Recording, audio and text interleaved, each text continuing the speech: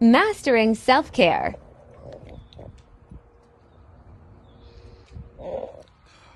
Yeah. Another day. Yeah, it's a bit hot today. Sitting around the back of the yard. The tree needs a little pruning. I may have to climb up there with some machine and chop off something. Yeah, they both need a little thing. Well, friends, as I sit here this morning, I think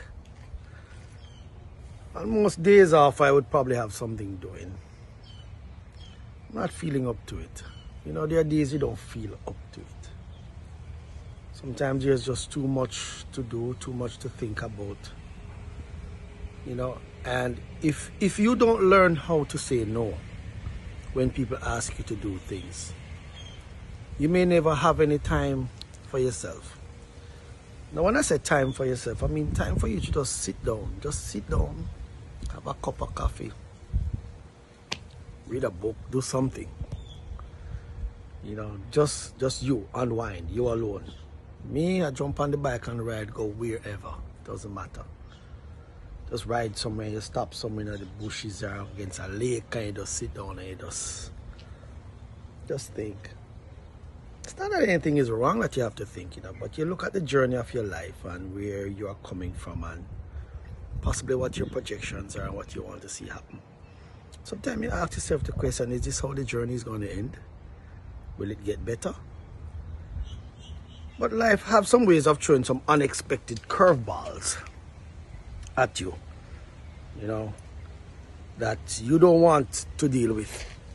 None of us wants to deal with it. And sometimes you have to leave a little space for these unexpected events in your life.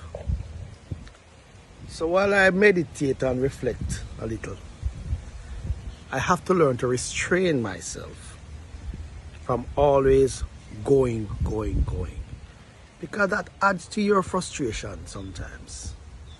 And sometimes, you know, that phone, that thing we call a telephone, can be a constant reminder of how much stuff you have in your head. If you have a chance, I'm not trying to bother anybody here, but if you get a chance and you can walk by any one of those cemeteries, or those graveyards, or whatever you want to call it, or resting place for the dead, I can guarantee you many of these men and women had a dream for the next day. They thought about the things they had to do, what they wanted to accomplish. Now, nothing is wrong with that. But we must always remember that's a journey that all of us will have to take one day, whether we want to or not. When that journey comes, you have to take it. Don't ask me where we're going. I really don't know. I don't know if it's up top or down bottom.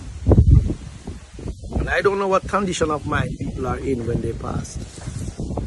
But one thing I do know, you have to make each day of your life worth something. And there are times you gotta pull back. And there are times you gotta keep going. But don't live your life as if it's the last day of your life. No. Become a marathon runner in this life. Learn to do things at a pace. And anyhow you find that you're going too fast, where you feel uncomfortable or you feel stressed out or you just feel as if, you know, it's just that feeling of being overwhelmed, pull away yourself. It's one of the hardest things to do.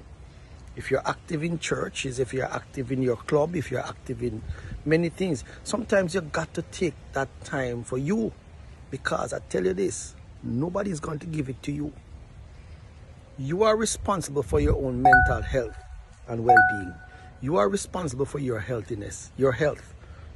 And you are responsible for keeping your peace of mind. And if you don't, find some way of doing it. Find some way of taking care of your mental state. A lot of people you see hanging out there on the street, it's not because they're crazy. It's because they have given up on themselves. They have given their best to a situation, to an organization.